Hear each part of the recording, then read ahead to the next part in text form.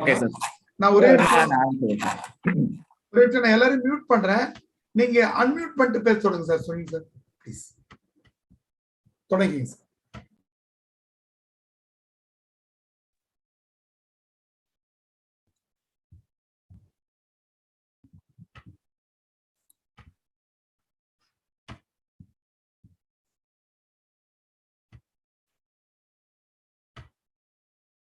Sir unmute பண்ணிட்டு பேச தொடங்கலாம் sir.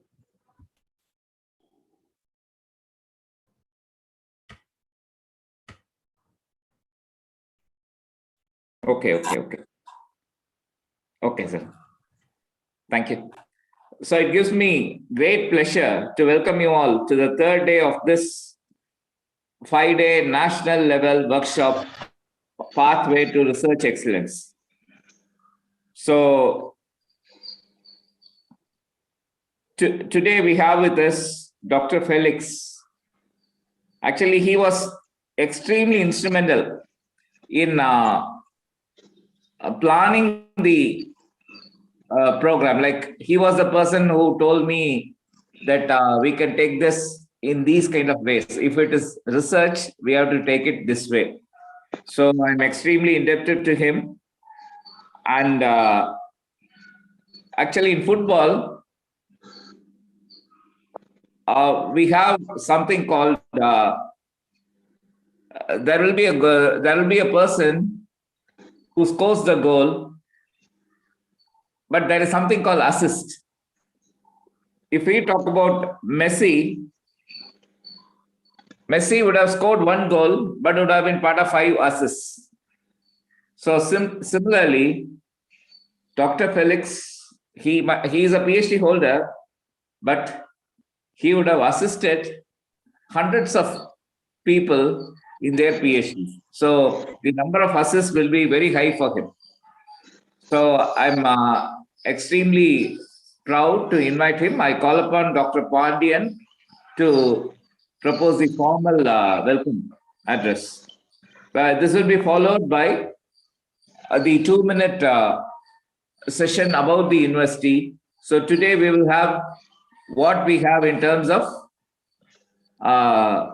this engineering and music. Actually, Tamilalan sir is here with us. He himself is an alumni of our engineering faculty. So we are proud to have alumni also involved with us in this exercise. So after this Dr. Pandian's formal welcome, we'll have Dr. Shivakumar with us. 2-minute show on about the music and engineering faculty. Thank you. Dr. Pandian.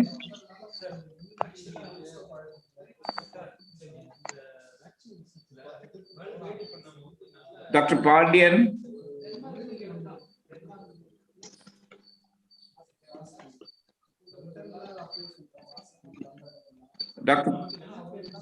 Dr. Pandian.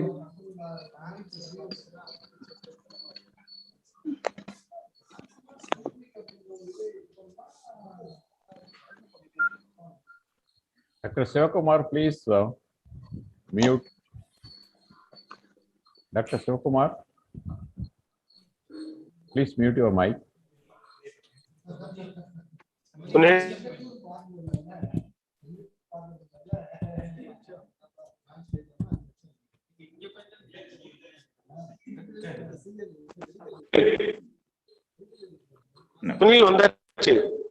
Yeah.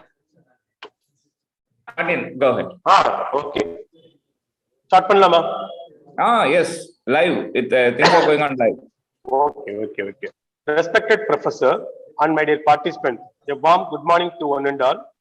It gives me immense pleasure to welcome you all for the inaugural sessions of National Workshop, Pathway to Research Excellence. It is our pleasure to raise up a hearty welcome to the resource person, Dr. A. John William Felix, is a reader cum statistician at the Department of Community Medicine of Rajamuthiya Medical College, Annamalai University. He is actively involved in teaching biostatistics and research methodology subject to medical, dental, nursing, MBA distance education, and MCOM distance education student of Annamalai University. For the past 33 years, he has published 160 articles in national and international journals. He has helped more than 1,200 project works of postgraduate students in medicine, dentistry, nursing, and management disciplines, and has been the co-investigator of 3 ICMR's projects, who will enlighten all of us on the topic sampling technique. I proudly welcome you, sir, to this workshop organized by the Department of Population Studies and Business Administration of Annamalai University. I am delighted to offer a glad welcome to all our participants, and I strongly believe this program will have a marked impact the way you approach research in future. My best wishes to all participants. Thank you. Thank you, sir.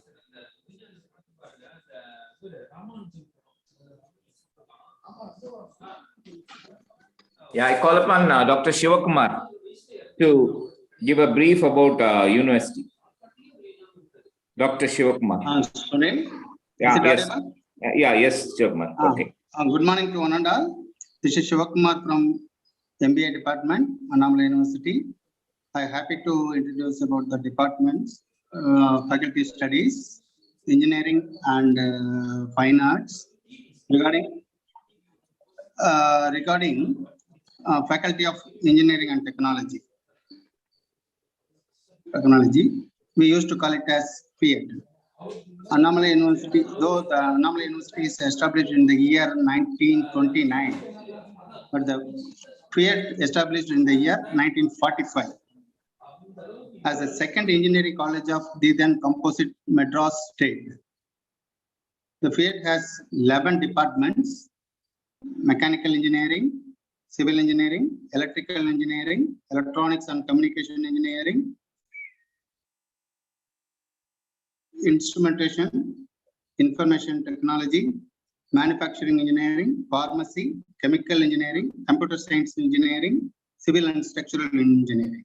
All the 11 departments has very good laboratory facilities and playground facilities for individual departments. Everything is available with this. FIET has celebrated its Golden Jubilee celebration in the year 1996 and Diamond Jubilee in the year 2005. The past 75 years, more than 75 years, FIET produces so many engineers for the country as well as for the whole world. The alumni are well placed all around the world. FIET has very good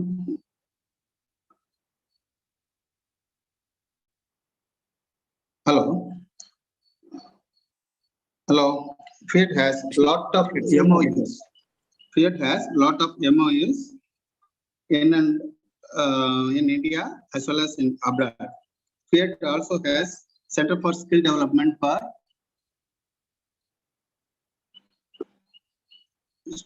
skilled employees development and requirements for the industry's purpose.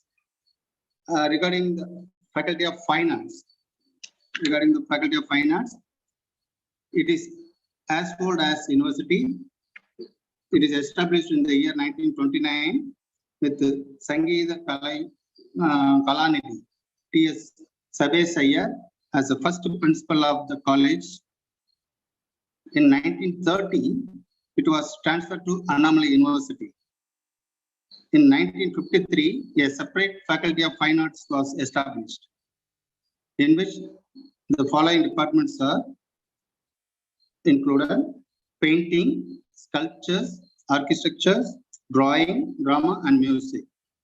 The fine arts students and staffs are performed 2 world records. They also regularly perform in Thiruvayyaru, Tyagaraja Aradhanai, and Natyanjali in Chidambaram. Thank you. So it is my pleasure. Thanks a lot to Dr. Pandian and Dr. Shivakumar. And it is my pleasure to invite Dr. Felix on a very important topic, sampling. So I leave the session open to Dr. Felix. Okay, thank you.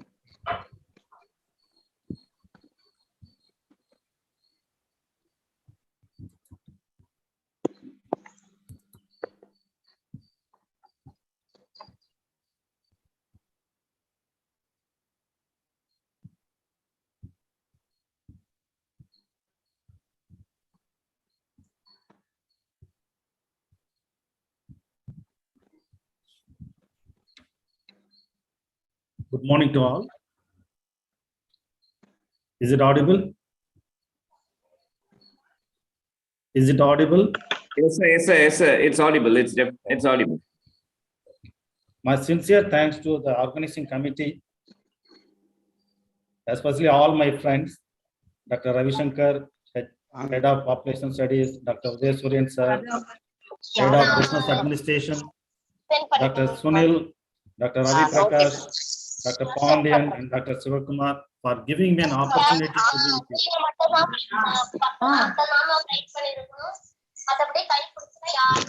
you. I'm really happy to be with you because the topic sampling is a common topic, but at the same time, we have to learn many things from this. So whatever I know, I like to share with you. That's all. I'm not a very good field expert in this field. Just what I know, I just like to share with you. Before going for sampling, just remember, especially the research scholars, please remember the research, what we are doing is the act of generating information. By doing your research work, you are going to give some information to your division. That information is going to become theory for tomorrow's people. So whenever you are taking your research work, give each that is equal importance to each and every step in your research activities, so that your research activity at the end, the final results will be your things valid that can be applicable to everyone. That is useful to everyone. With this idea, I just coming for the sampling. We all know sampling is one of the important process in research work. Whether I'm doing whatever the type of research work is a descriptive study or an experimental study, whatever the type of research work I'm doing, sampling plays a vital role. So with this, I just coming for certain slides. My objective of this presentation will be like this. Number one, what is sampling? And number two, to enumerate the sampling process. And number three, the sampling techniques and sample size calculations. So this is the objective of my presentation today.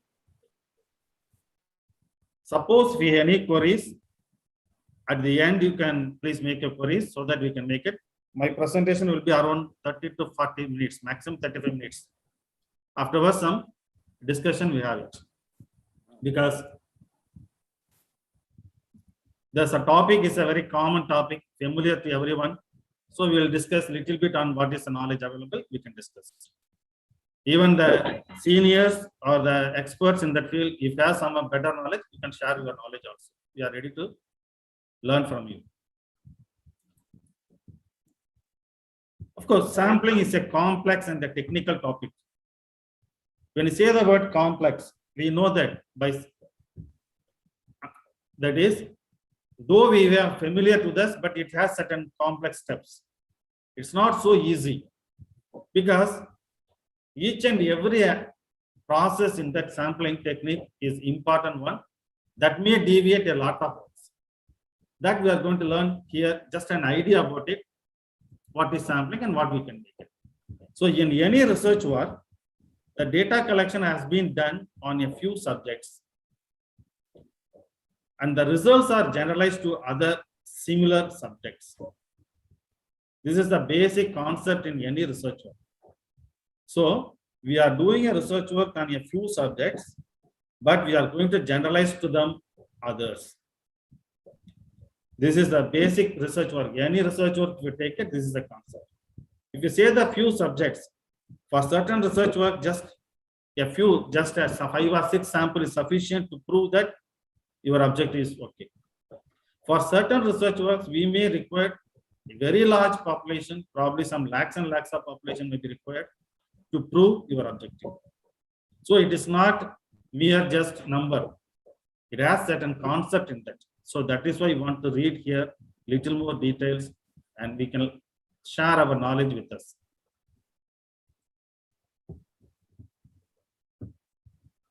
So that is, I will explain to you only a sample subjects we are testing, and the results obtained in the study is considered as a true for all such subjects. This is a very common one.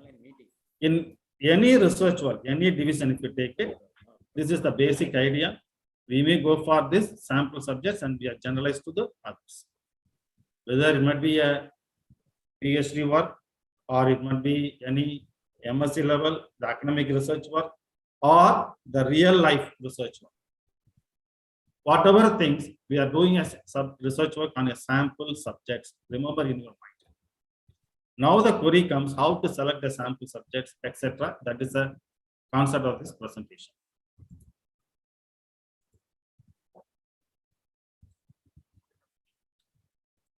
That is the process of selecting a smaller group from a larger group. I'm not going for the exact definition of sampling, etc. Just giving a brief idea about it. That just remember the process of selecting a smaller group from a larger group. That concept that is called as sampling. Technically, we call the smaller group as sample. These are the technical words. Generally, we call it as sample. The larger group, we call it as population. Certain times we call it as study population or target population. That we'll discuss what it is. Just have an idea. The larger group which we want to study becomes your population, technical terms. The number of units in a sample, we call it as sample size. So the research work, the few subjects we call it as sample size. The number of units in a population, technically it is called as sampling frame or simple words list. So these are the basic idea about sampling. If it's of course it's not anything new, it is everyone knows it. Just I'm going to recollect your knowledge. That is smaller group we call it as sample, and the larger group we call it as population.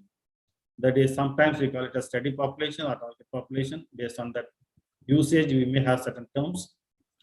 Number of units in a sample called the sample size, and the number of units in a population is called a sampling frame. For example, I am doing my research work with 100 employees in a particular industry. That 100 employees is called as my sample. Suppose I am taking, this is my study population. Within the 100 employees, if I select some 50 people, that 50 is my sample, another 50, that is overall 100 becomes my population. It's all based on the objective. It is not fixed.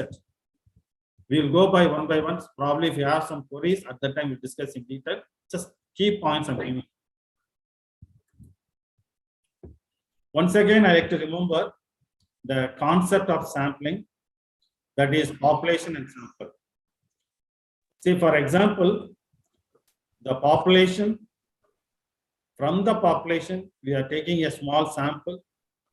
That sample, we are going to test in that.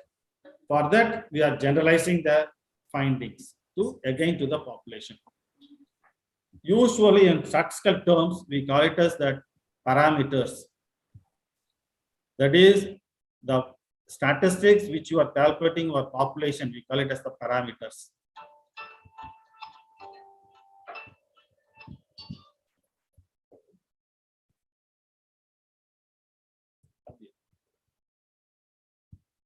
Okay.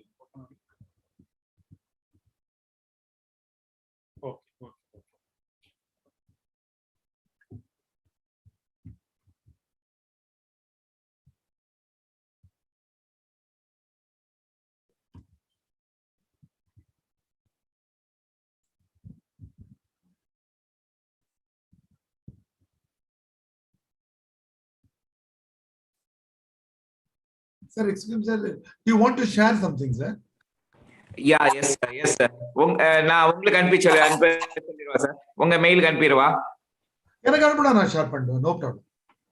Sir நமக்கு share ஆகலைன்னா sir என்னுடைய வாட்ஸ்அப்ல டெலிகிராம்ல அனுப்பினா கூட போதும். இல்ல நீங்க சுபாவுக்கு அனுப்புங்க சார். சுபா ஒரு நிமிஷத்துல எனக்கு அனுப்பிடுவாங்க. சுபாவுக்கு அனுப்பிடுங்க ப்ளீஸ். நான் ஷேர் பண்றேன். If you have any problem in sharing the material, please send it to Mrs. Subha. Sunil sir.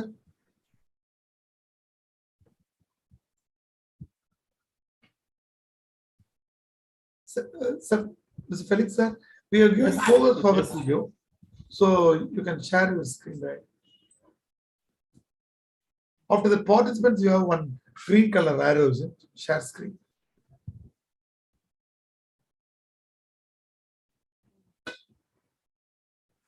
Sir, you're using your laptop, isn't it? Sir, Sunil sir, please send it to Subha's WhatsApp, sir. WhatsApp or Telegram. Sunil sir, are you listening?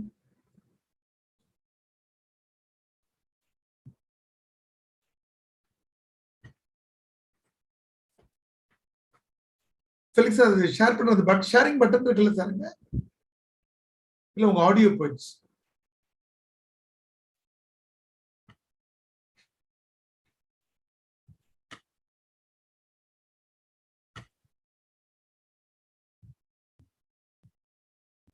Felix sir உங்க audio unmute பண்ணிக்கோங்க.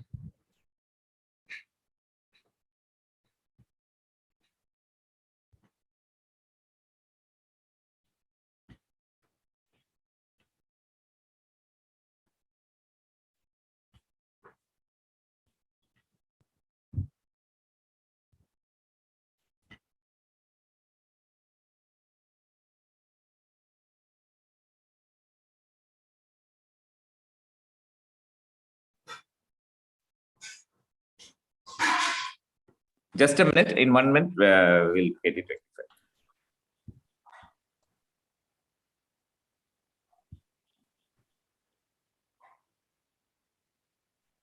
Felix sir நீங்க தான் பேசுங்க, audio cut பண்ணுங்க. இல்ல அவருடைய audio ஏதோ problem. இல்ல சார், ஆக்சுவலா இப்ப நான் போன்ல பேசிட்டேன் சார். ஆக்சுவலி எனக்கு மெயிலுக்கு வருது, நான் இப்ப உடனே உங்களுக்கு இப்ப மாத்தி விட்டுறேன். இல்ல தட் இஸ் நான் சுபாவுக்கு அனுப்புங்க, நான் உடனே ஷேர். சுபா கம்பி நான் உங்களுக்கு நான் இப்ப மாத்தி விட்டுறேன் சார். நான் உடனே மாத்தி. இல்ல ஃபெலிக்ஸ் சாருடைய ஆடியோ ஏதோ கொஞ்சம் ட்ரபிள் இருக்க மாதிரி இருக்கு. நான் ஃபோன் பண்ணி சொல்லிடுறேன். இல்ல நான் அதை சரி பண்ணிடுறேன். Okay okay okay sir. Sir Felix sir நாங்க பேசுறது கேக்குதா உங்களுக்கு? Yes sir. இப்ப கரெக்டா.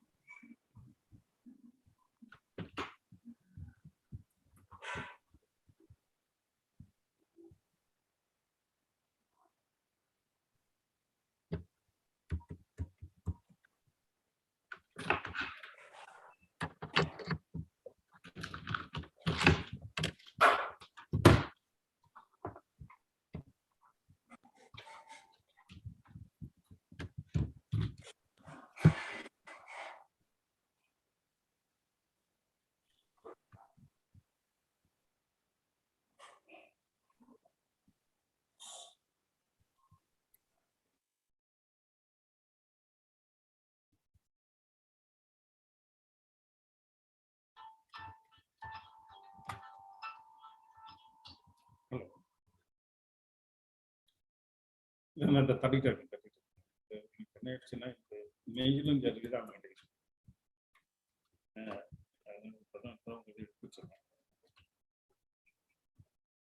இல்ல ஒன்றும் பிரச்சனை ஒன்றும் பண்ணிக்கலாம்.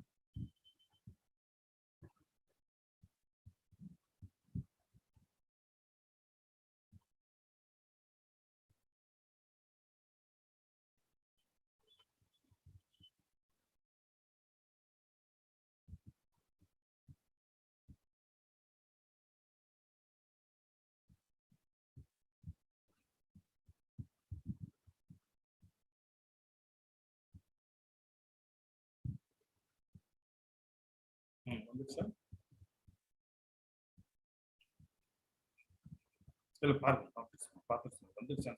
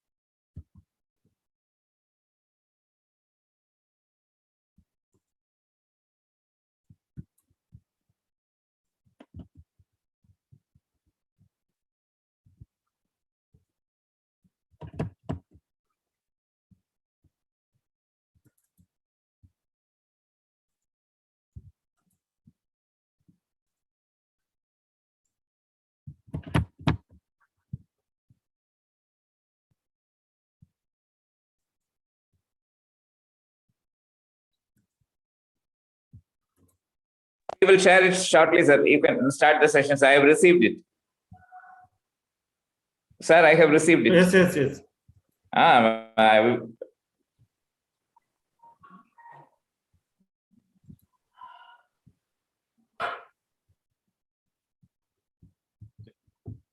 Sorry for the inconvenience.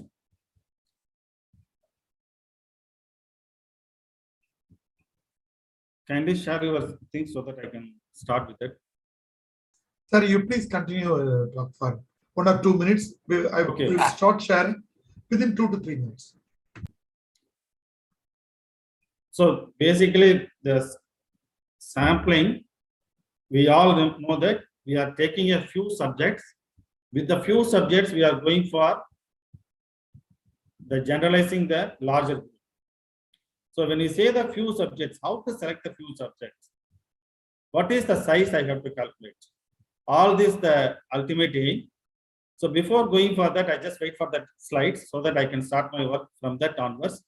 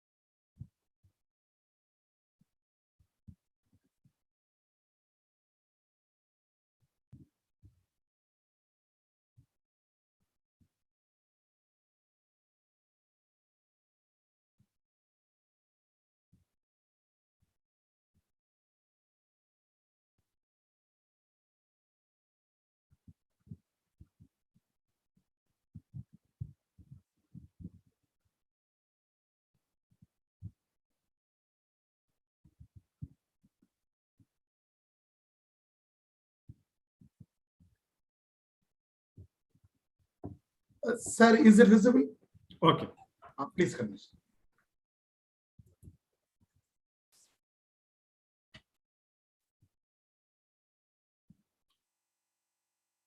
Can you come for the 5th slide?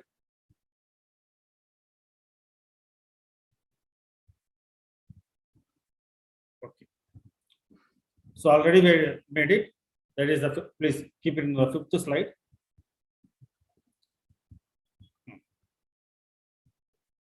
Is it visible now to everyone? Yes, sir, it is visible. Okay. Shall I have my class? See, once again, like to remember, we are doing the research work on a sample. Based on the sample, we are going to generalize the results to the population. The population here refers to the parameters. For example, whatever the statistical techniques you are making, that is descriptive statistics like mean, median, or whatever analysis you are doing, that we call it as the parameter technical terms. This is the thing you have to keep in your mind, because in later when coming for the sampling error, that's why you want to have the techniques. Just keep this in your mind. Now coming for the next slide, please.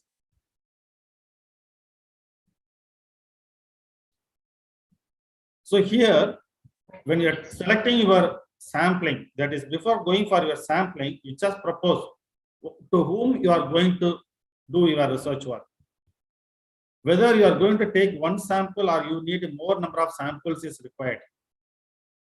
This is mainly for these people if you are doing a real life research work. In academic research work, we won't go for that samples. Generally, we'll go for one sampling, that is one sample, with that we'll complete it. But if it's a real life research work, we may need more samples.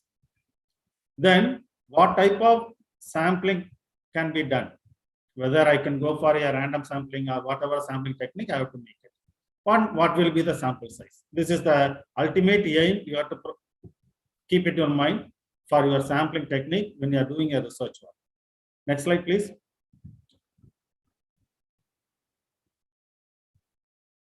The sampling, when you see that the characteristics of the sample we are expecting will be well chosen, sufficiently large, and adequate coverage. That I'll explain a little bit on the next slide, please.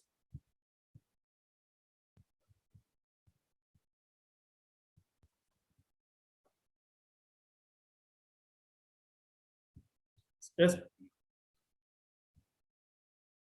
So when you say that well chosen, what we mean here is the representative of the parent population. That is very important. So when you are selecting, it's very easy to say, I selected 100 people, I selected 200 people, I selected 500 people. But whether that 500 people represents your study population, that's a query you have to think of it. Next will be sufficiently large. It does, that is, the sampling variation will be minimized. As you increase your sample size, the sampling variation will be reduced. But how much I have to increase? The query comes. Again, we need this thing. Third point you have to remember should be adequate coverage, so that it has to represent the entire study population in your sample. Then only it is easy to generalize your results. So this is the ideal sample you are expecting, but how to come for that? It doesn't mean for all and every research was straightly we can come. We'll take what are the ways we can make it. Next slide, please.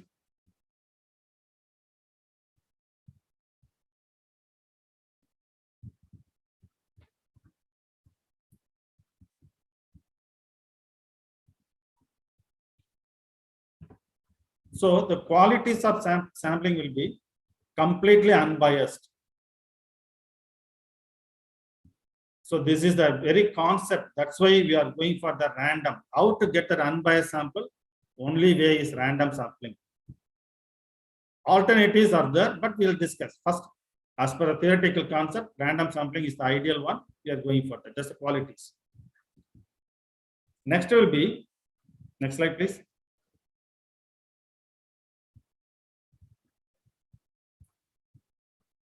Need for the sampling. This is a very simple steps. You just remember it saves money, etc., less expensive, and also accurate measurements will be there, etc. These are the basic characteristics. Because of the time limits, just I'm coming for the next points. Please, next slide, please.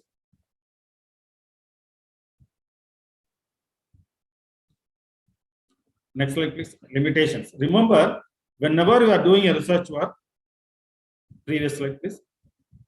Sampling error, keep this in your mind. So your sample should be a representative sample. Another important thing will be always sampling error will exist. Whatever the sample size, unless you take entire population, if you take a part of the population, definitely sampling error will exist. That we cannot avoid it. Only we can have some adequate sample size, we can reduce it. and having proper random sampling techniques, we can control it. So this is the key thing, keep in your mind. So the sampling error is the important concept. Very common, see, for example, if you take it, any general survey, if you take this general survey, if you are unbiased, naturally your survey results will be exactly matches with the actual result. Very good example will be pre-poll survey. If you are going for one side, automatically variation will be more, so that you cannot make it. Whatever the sample size, you may increase it. So both adequate sample size is essential, as well as the random sampling technique is also essential to control or to minimize this sampling error. Of course, certain times it is ethically, it is not correct to go for the sample, etc. That's a concept. Next slide, please.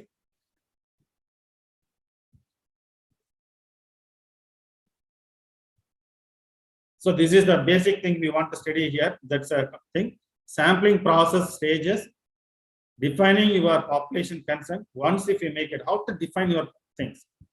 Then sampling frame, sampling methods, you have to make it, sample size, implementing the sampling plan, and then data collection and reviewing the sampling process. Next slide, please. I'll come for that. So what do you mean by that population, target population?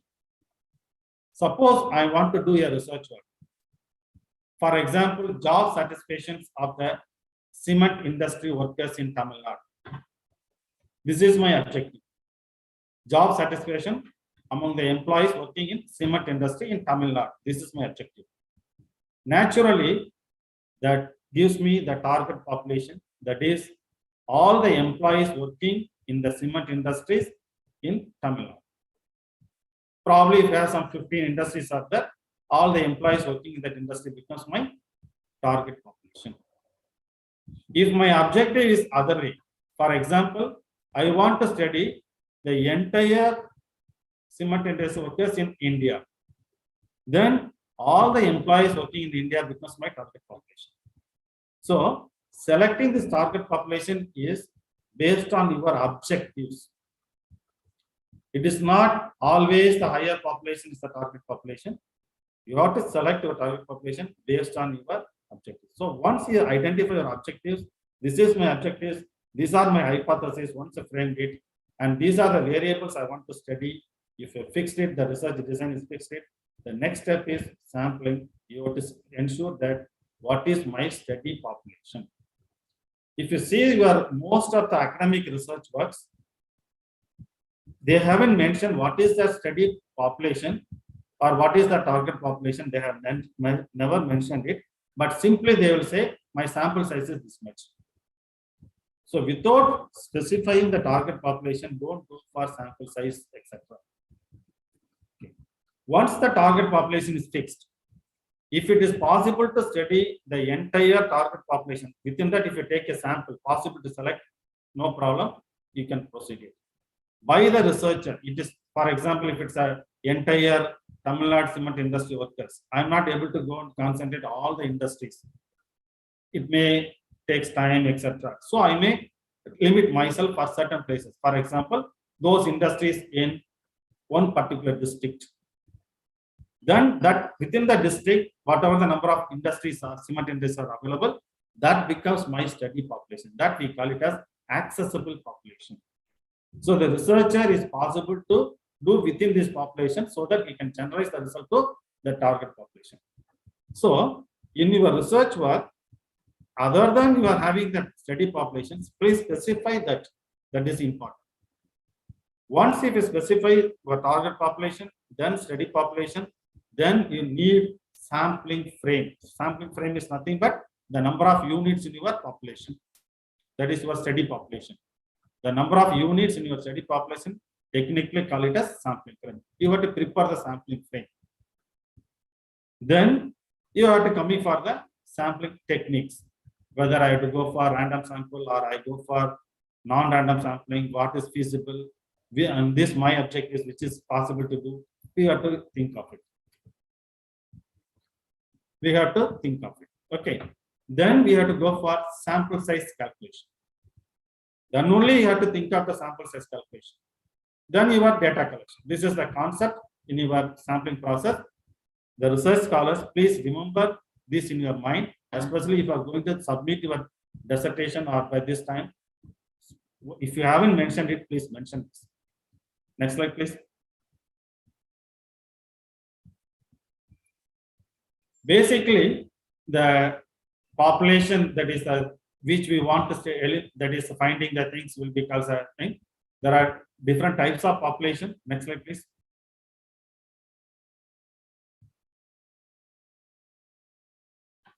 One we call it is a finite population, another one is called as the infinite population and hypothetical population. As we all know, finite means that is countable. For example, if you take the cement industry workers, we know the list is possible. Suppose within the district, suppose you have some 3 industries are there, you know might be the list, that is the finite population. Suppose infinite population, suppose you are going for the purchasing on one particular product, for example, toilet soap. Here infinite population, he doesn't know that countable. It is countable possible, but it's not possible to make it, so it calls an infinite population. Another one to be called as hypothetical population. Usually in experimental research works, we may require this hypothetical population. For example, if it's a real life research work, I'm doing, for example, I'm for a car company, I'm doing certain manufacturing a new car or new product, then I'm selling that. Then I'm expecting after some 3 years or 5 years, they may coming for some class change, or they coming for some DA problems. For that, at that time, they may be required. I may hypothetically how many numbers may required. Based on that, I go for some productions. So this is hypothetical population. But in academic research works, we won't go for the hypothetical population. It is very rare. Maximum will be finite population, and also some 20% of the work will be infinite population. Next slide, please.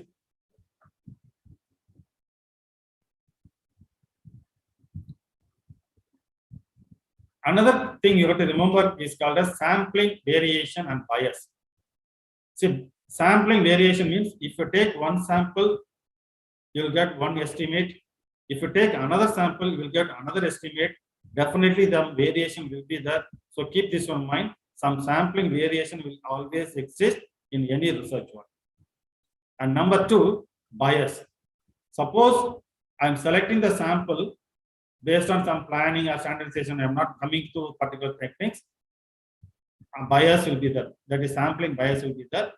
Most likely, if you go for non-random sampling, the chances of bias will be higher. That's why we are recommending to go for random sampling.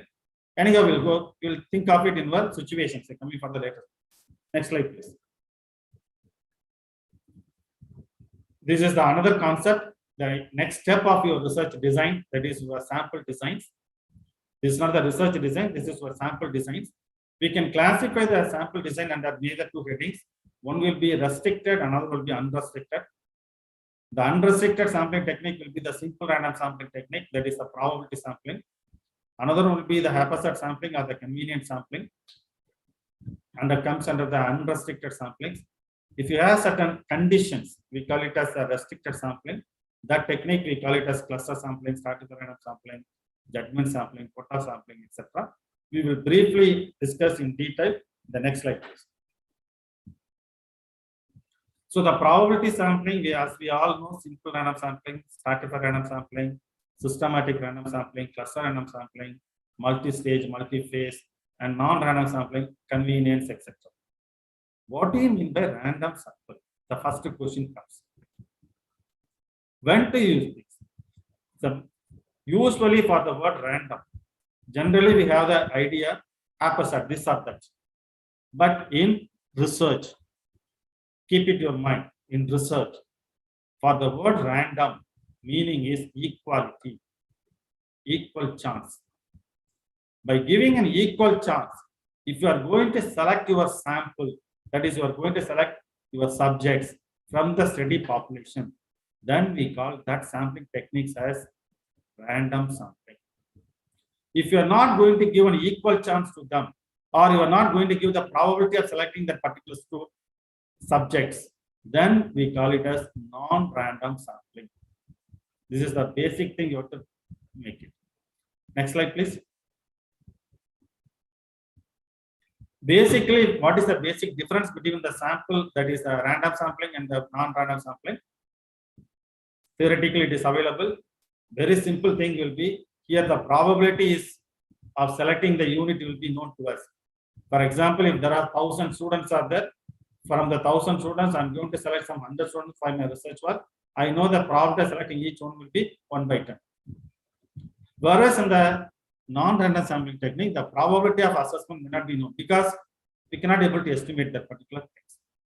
So naturally, the sampling error will be less in the sampling technique, that is a probability sampling, whereas the non-probability sampling, the sampling error will be higher. These are the basic things you have to make it. Next slide, please.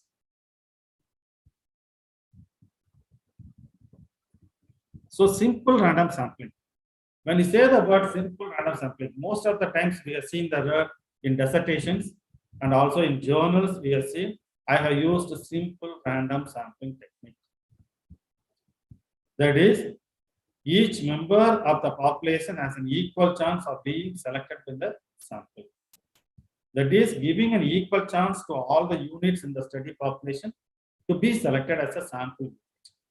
If you give an equal chance to them, and then if you select your things, we call it a simple random sampling. Next slide, please. Under the simple random sampling, there are two things will be there. One will be with the replacement, another one will be without replacement. In most of the management sciences, we will use the second part, that is without replacement. In certain, especially certain things,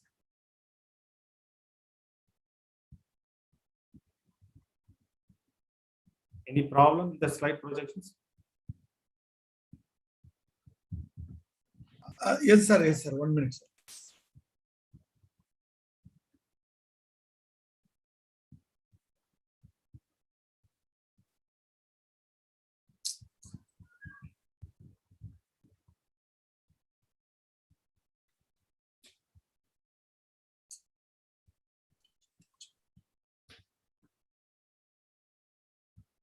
Yes, sir. Please come. Okay. So the without replacement is a very common one for research, especially survey research work. With the replacement is very rare. That is in certain, especially certain agriculture research work or in the medical research work, we may come with the replacement. Just have an idea about it. That's a theoretical point. Just want to make it. Next slide, please. How to select a random sample? Simplest method is lottery method. You know the list of the students, put it in a box, sub it up, pick up any number, whatever the number you need it. Then you, for them, you interview them.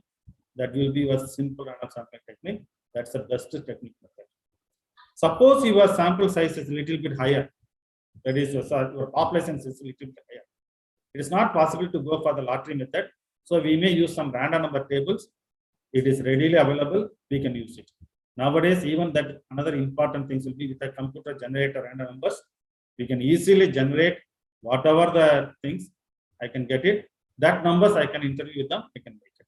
So nowadays the lottery method is very rare because if you have your sample sizes, that is your study population small, you can go for lottery method. Nowadays, most of the research works we are using computer generator random numbers. Next slide, please. You can pass on next 2 slides. You can please pass on because the time limitation is just skipping. Okay, first thing, if you want to say I have applied simple random sampling technique, remember your study population should be homogeneous. Then only I can say I have applied simple random sampling. If it is heterogeneous, don't use the word I have used simple random sampling. Now, another condition will be sampling frame is very essential. Without that, we cannot go for the random is a lottery method or the computer generated things is not possible. So sampling frame is very essential. So When you are saying the word, I have used simple random sampling, ensure that your study population is homogeneous. Then you make it, I have used simple random sampling technique. Next slide, please.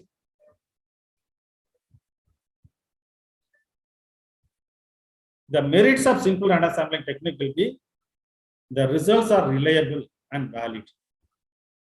You can rely on your results because in this sampling technique, the sampling error will be minimized so that it will be similar to the study population results. So easy to generalize, there won't be any worries.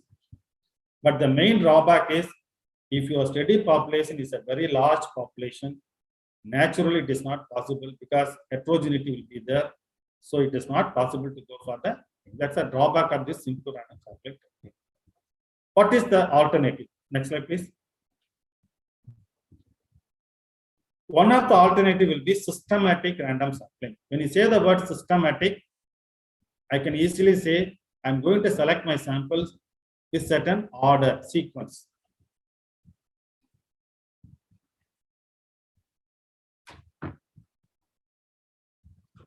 Okay, the condition when to apply the systematic random sampling. Again, the one important condition, that is your study population should be homogeneous. If it is not homogeneous, please don't say I have applied systematic random sampling. It is not applicable. Next slide, please. What are the ways by which I can do this systematic random sampling? Step 1. There are certain steps. Number 1. Calculate the sampling fraction. That is nothing but your population size by sample size. Suppose I am having 1,000 students. I want some 100 students, 1,000 by 100, 10. That is my sampling fraction. Calculate sampling fraction first. Second step, choose any number randomly within that or choose any unit. For example, number 4. Then number 4 becomes your first unit for your study. Then 4 plus automatically the sampling fraction 10, 14 becomes my second unit. Then 24, 34 automatically repeats. If you go by this method, this is called a systematic random sampling. But remember, your study population should be homogeneous. This is very, very essential. Next slide, please. What is the main advantage of this sampling technique is it covers the entire study population. That's the main advantage. Another thing will be, it is the sampling fact, that is a frame is not essential. For example, if you are doing a research work with the customers, those are, for example, in shops, though the list may not be there, we doesn't know who is going to come today, those things. At that time, every 5th customer I can select, every 7th customer I can select. At that time, the systematic random sampling is the ideal method. But the drawback is the results are less valid. I'm not telling it is not valid, it is less valid compared to the simple random sampling technique. So to overcome that, there are certain steps you have to do in your sample size calculations. Next slide, please. Cluster sampling, we all know that is a clustering, that is a group. So first thing, we have to classify the entire study population into different subgroups. Probably within the subgroups, the heterogeneity will be there. Between the groups, there will be a homogeneity will be there. Then you have to make it. It's a commonest method will be area wise. If you have some examples, we will discuss it later. Probably I just complete the theory portion now. Again, the conditions should be homogeneous. Then only I can go for cluster random sampling technique. Next slide, please. So you can subdivide it into small clusters, then select one cluster or 2 clusters. Then you have to include all the individuals in that. Suppose I'm taking one cluster. For example, I want to do a research work on a particular company. One cement industry workers I selected. There are certain divisions will be there. I may select one particular division. Then I include all of them for my research work. Then it is cluster summary. That is first stage. Of course, if you are suspect within the division, the job satisfaction might be differs. You cannot apply. So This is the basic thing you have to remember. I will teach you, suppose in the discussion point, we will discuss in detail. Next slide, please. The advantages will be cost effective as compared to the simple random sampling, they are less precise. To overcome that, there are certain alternative procedures are there. Next slide, please. Okay. Stratified random sampling. This is the most commonest random sampling technique applicable in management science, population studies, most of the arts and science work, that is we have used this survey type. We are going for survey type. This stratified random sampling technique is the ideal method because the homogeneity won't be there in most of the risk study populations. Heterogeneity will be there, so we have to stratify them into smaller groups that we call it as strata. Technically, homogeneous unit is called strata. From each strata, proportionately we select or unproportionately we select certain numbers, then we'll represent them. So this is the most commonest method. So when you are doing a research work, if you are selecting stratified random sampling, use it. That's the ideal method. Next slide, please. So here also certain steps you have to remember. First, you divide the study population into homogeneous units. Then from each homogeneous units, select few subjects proportionately. That is your way you have to select the stratified random sampling. Suppose I am doing the employees. Within the employees, suppose the divisions. For example, each division has different level of job satisfaction be there. So I may select from each division. For example, marketing, production, like that, making it. From each division, I may select few members for my research. If I do that way, that is the stratified random sampling. Any queries we'll discuss in later. Please next. Next slide, please.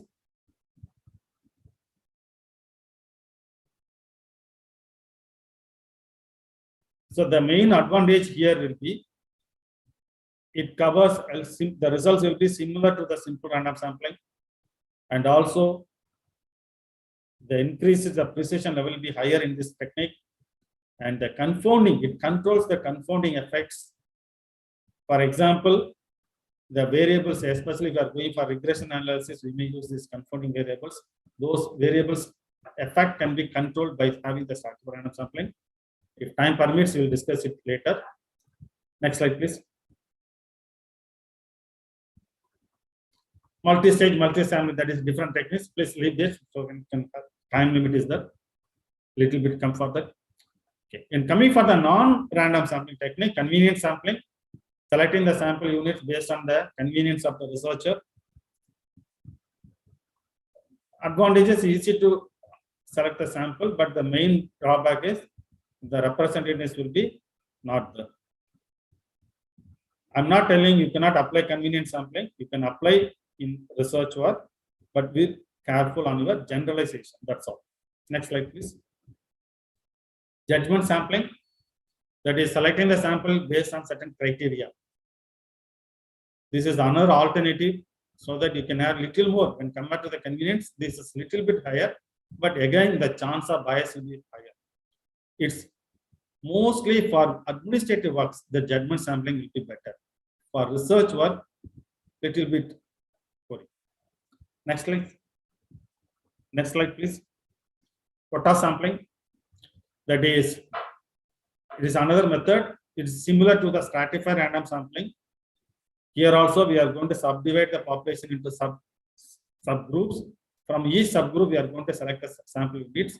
In stratified random sampling, we will select with the randomness, like lottery method or other method, we will select the subunits.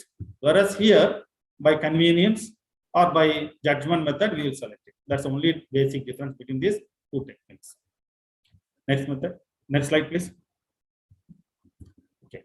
I am coming for the sample size calculation. So once you decide, this is my target population, this is my study population.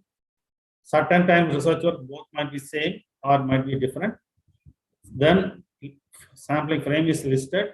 If it is possible, I can apply the random sampling technique. If it is not, I go for the non-random sampling technique. Now the query comes, how much sample I have to select for research. For this, please come for the next slide.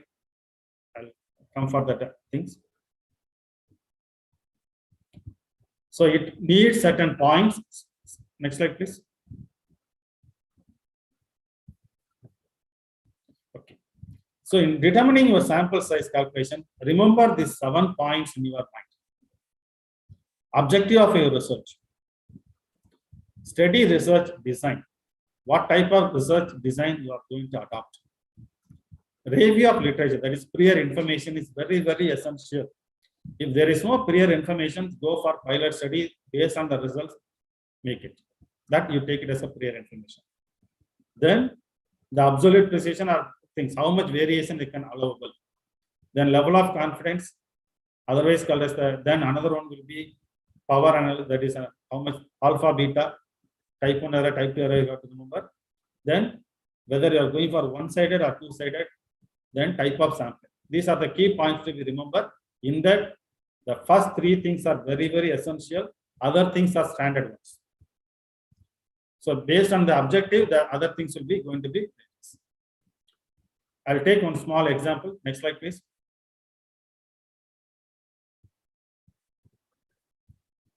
Thank you. See, sample size determination. Just I'll take a very simple one.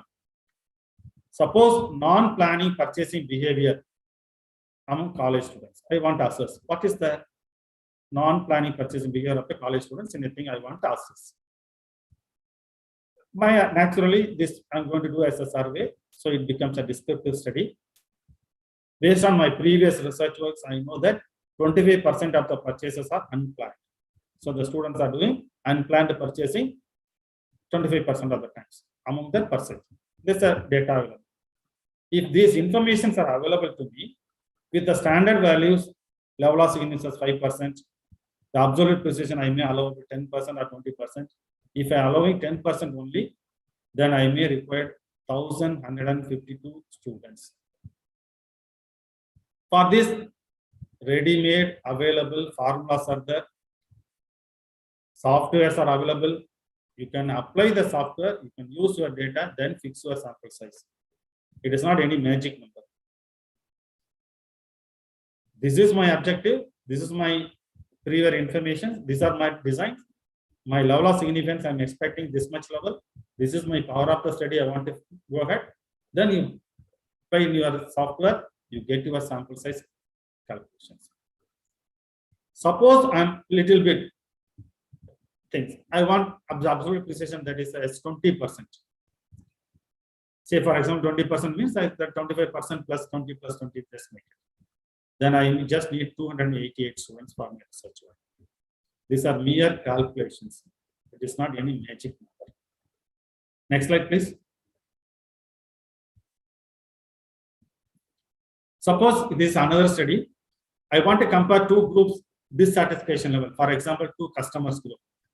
I want to compare with them whether all of them are having the same or the dissatisfaction level has been differ between the groups. I want to study. So in group 1, I understand some 20% of the people are dissatisfied with the product, whereas in group 2, only 10% are dissatisfied. If this is my prior information, for this a different formula is there. So I applied the formula. I found out nearly 200 subjects may be required for my study. So the calculations are readily available. Only thing, we have to use it in a proper way. Next slide, please. So just make a conclusion of thing. Remember, simple random sampling technique is the ideal method. If not possible, if your study population is heterogeneous, go for stratified random sampling. If both the things are not possible, you can go for this other techniques of sampling techniques in your research work.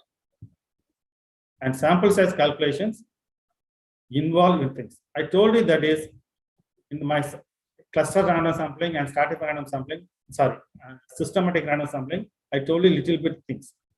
See, if you are using the calculation which we have done here is for the simple random sampling technique. If you know my technique, I am going to apply systematic random sampling. I have to adjust my sample size by increasing, that is the correction factor, that probably 1.4, so that I have to increase my. If I'm going to apply cluster random sampling, I have to 1.8, or roughly certain people are nowadays are using 2. double the size. They are using for the research work. If you are using cluster random sampling, these are the things. Next slide, please. Okay, thank you for your listening. Now it is open for your discussion. Any queries, you can make your things. So we can unmute, sir. In case anybody wants to ask questions, they can ask the questions, sir. Yes, sir, I will allow that. You can just unmute and we'll allow them to ask questions. Participants, whatever doubts you have in this area, you can ask now.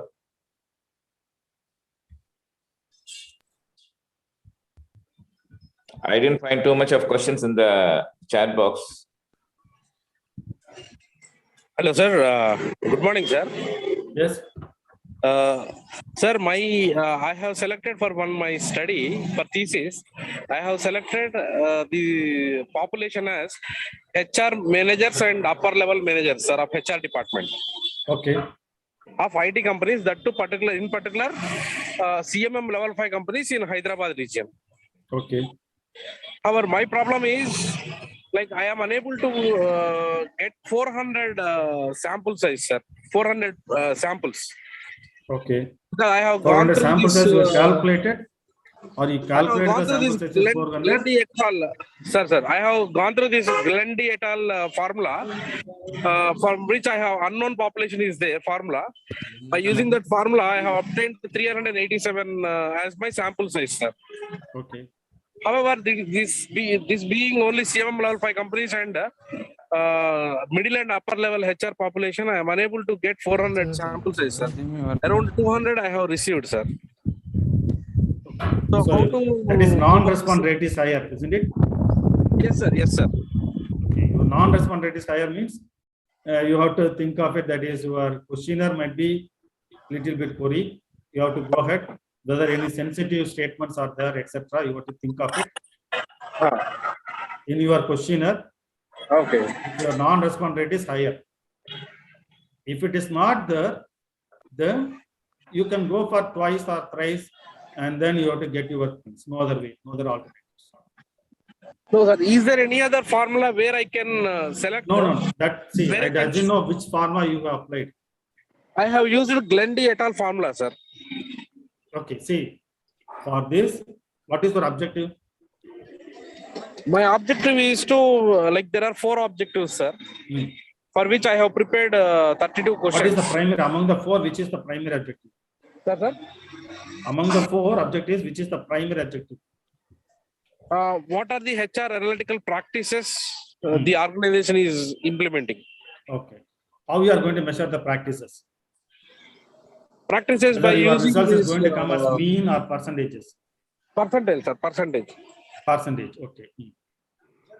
What is the, suppose in the previous studies, what is the percentage you got it? Since I didn't get you, sir. See, in the previous research works, what type of percentage you got it? That is the practices, 80% are following, or 30% are following, or 50% are following. Is it comes under percentage or the mean score? Percentage, sir. Percentage. Percentage. Okay.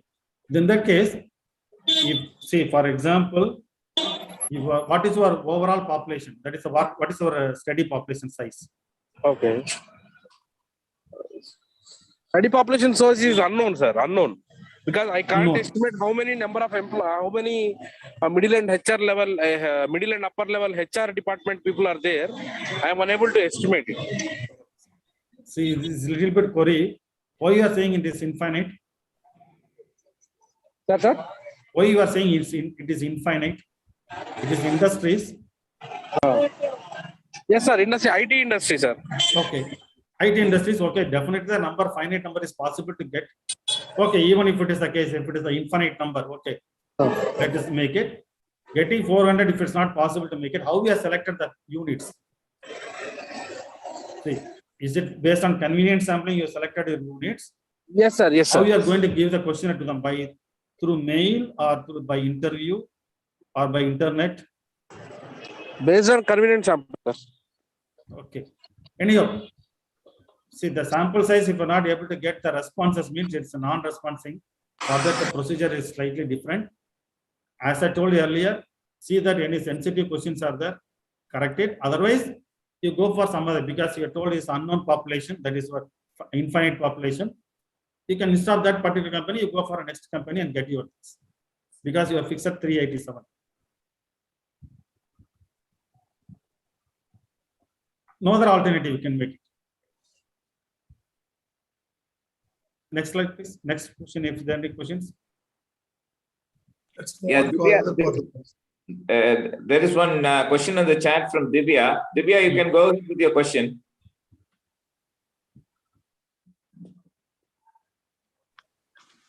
Divya. Good morning, sir. Yes, sir. Yes, madam. Can you please explain stratified and cluster sampling once more, sir? Okay. See, if a steady population is heterogeneous, for example, if you take the previous participant's question, he wants to study among the higher or junior level HR management part. They want to study the participation level. They want to make it certain. They want to measure. Suppose the industries, within the industries, that is different industries or the IT companies, if you suspect one company HR managers are different from another HR managers, then we call it as heterogeneous. If you guess that there is no difference, all of them are similar, all HR managers are similar, then it is called as homogeneous. If your steady population is heterogeneous, go ahead with stratified random sampling. If your population is homogeneous, and if it is not possible, go for simple random sampling technique, because for in simple random sampling technique, what will be, for example, in Hyderabad, let us assume some 10,000 HR managers are there. One manager might be in one part, another person will be in another area, another person will be in another area. So traveling by a researcher is very difficult. So at that time, what the person can able to do is, he can go for one area within the Hyderabad. He can subdivide it in different areas within the IT companies areas. He can select one or two area. Within that area, suppose if more than one companies are available, he requires just 400 sample. But within some area, some 5 or 6 companies are there. The sample size, that is overall HR manager, this might be some from 1,000 or 1,500. So at that time, within that area, choose one company randomly. If it comes around 400, select that company, complete your research. If it is not there, you go for next company, complete your research. This is the way you have to do the cluster random sampling. Here the conditions should be homogeneous. What you are expecting. If you are using cluster random sampling, you have to adjust your sample size calculations. If you are the sample size calculation, roughly it is 400, means you may require some 780 or 750 may be required for your cluster random sampling technique if you are going for cluster sampling. Of course, I know it is very difficult by just having these particular things. Any queries, you can contact me through my email. I am ready to clarify your not only these questions, anything. Thank you, sir. So Srinivas Raja, I think he has got something in the chat. Yes. Srinivas Raja, you can ask your question now. Thank you very much, sir. Sir, with regards to determining the sample size, when we are setting up a questionnaire and trying to plot the questionnaire in online, so how to determine the sample size? Yes, sir. For sample size, do we have any yes, sir, there are ready-made softwares are available. Internet softwares are readily available. Yes. Use the software. Sample size determination formulas are there. Use that for things. So which one is ideal for universities, sir? Which one will be accepted for university thesis? Pardon me? So if I put up any online source for determining the sample will be accepted by university? Yes, all are softwares only. Okay. Whether you are doing manually or by software, same result you are going to get. Okay. Thank you, sir. Ready is even the plenty of softwares are available, sir. Okay. If, suppose you have the pass or you have some, for example, Q Power. Plenty of softwares are available. Even free downloadable softwares are there. You can use it. Thank you. Thank you very much.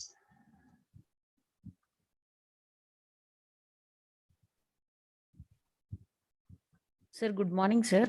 Yes, madam. Sir, this is Pallavi, sir, from Hyderabad. Sir, just thank you for the informative session, sir.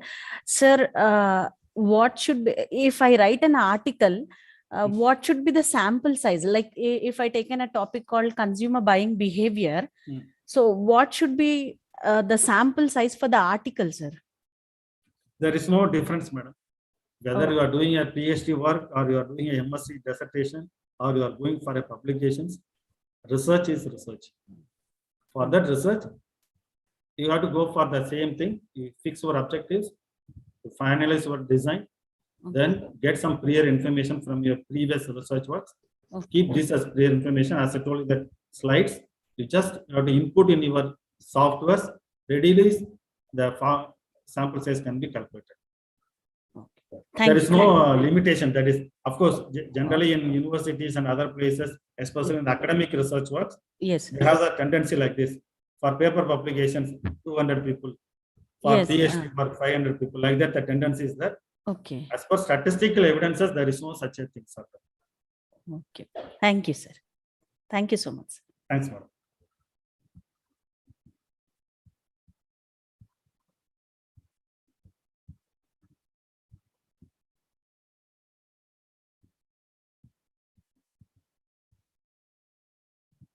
Any other questions? Shall I go to the? Shall I close the? Shall I move to the end of the session, or is there any other questions? We have given SAS email ID in the chat box, so anyone can ask. He gave an open this thing to you, that anyone can ask any doubts. So you can all ask doubts in his email. So I'll just move to the next part of the session. So Angel, you can give the session feedback.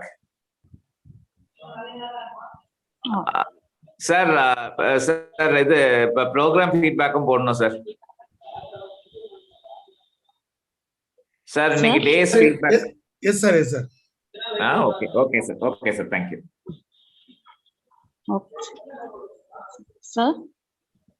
Yeah, Angel, Can you can able to hear? Okay, sir. Okay.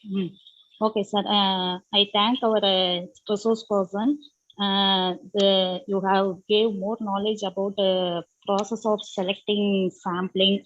What is the smallest group and larger group? Then study of populations, sample size, how to select the sampling and research, then need of the sampling. So you explain more in detail about these sampling techniques. Thank you so much, sir, for your wonderful session, sir. Okay. So thank you. Just a second. I'll just go for. I'll just give the events feedback before I go for the vote of thanks. The day's feedback. Okay. Shall I tell vote of thanks, sir? Yeah, you can move it to the word of thanks, but we are ready to post the feedback link. Just a minute. We'll just post the feedback link. Just a minute. Just a minute. Okay. Okay, sir.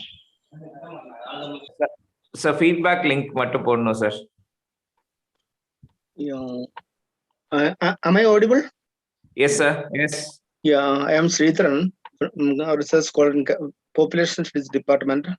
And Dr. Felix has done a commendable job, I think, now. Because a class should have informative ideas and interesting things and impressive also. And these three things are coupled in his talk, in his class, I think. And what can I say? It's really an eye-opener, an enlightening session. Because sample or sampling techniques is not so simple. We understood it. Simple in his language, with the simplicity and his knowledge, he could make it very clear. And one thing is very clear, that utmost care should be taken in this regard. Alertness, curiosity, and keen observation are very essential for the sampling technique, I think. And sir has done it very well. And pathway to research excellence is something to be considered serious, I think. And my guide is Dr. M. Ravi Prakash sir, and A.K. Ravishankar sir has been giving many things in this regard. And what I can say now is that what he said, what is importance in the role, what is sample, what is sampling, what data collection, and sampling technique, what is sampling error, and how samples can be selected. And in detail, he told the concept of sampling also, and the qualities of sampling, need for sampling, limitations on sampling, everything was in detail. I cannot say more about his class. And let me stop now. And thank you very much. And his class was very informative and interesting. At the same time, he illustrated many things with the explanations and examples. And thank you, sir, very much. Thank you very much. Thank you all. Okay. So thank you very much, sir. Thank you, sir, for your very good session on sampling. Just a minute, I'll just put the feedback link for you. Sir, sir, I was asking with me, sir. I do not have any. Subha has not given any feedback link to me, sir. Okay, just a minute, sir. Just a minute. I think so.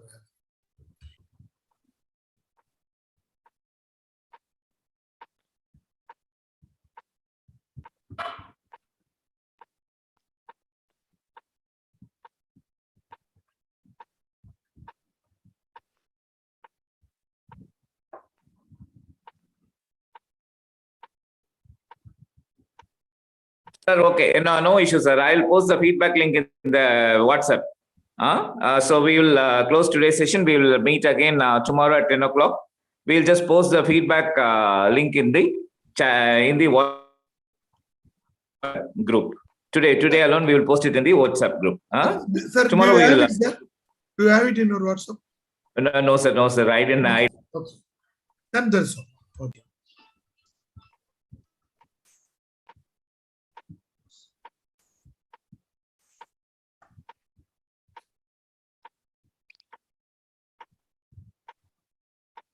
Sir, Sunil, sir.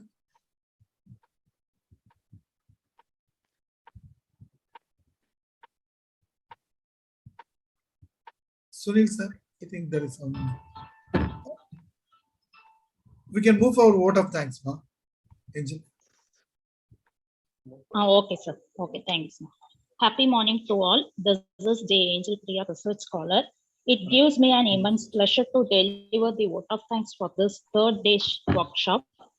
First of all, I would like to thank our resource person, Dr. A. John William Felix, had found time to give more knowledge about process of selecting sample size, qualities, need, types of sampling, and how to select the sampling in research. Thank you so much, sir. Next, I thank our management for arranging this session. Then my sincere thanks to course directors, Dr. A.K. Ravishankar, HOD of Population Studies, and Dr. G. Udayasurian, HOD of Department of Business Administration, for great direction for this workshop. My special thanks to organizing secretaries, Dr. T. Frank, Sunil Justice, and Dr. A. Ravishankar to take more effort to organizing this session. Finally, my great thanks to all other delegates, faculties, and research scholars from the institution and external participants. Thank you so much. We are going to learn in-depth knowledge about research excellence in upcoming days. Keep in touch. Thank you so much, sir. Thank you all.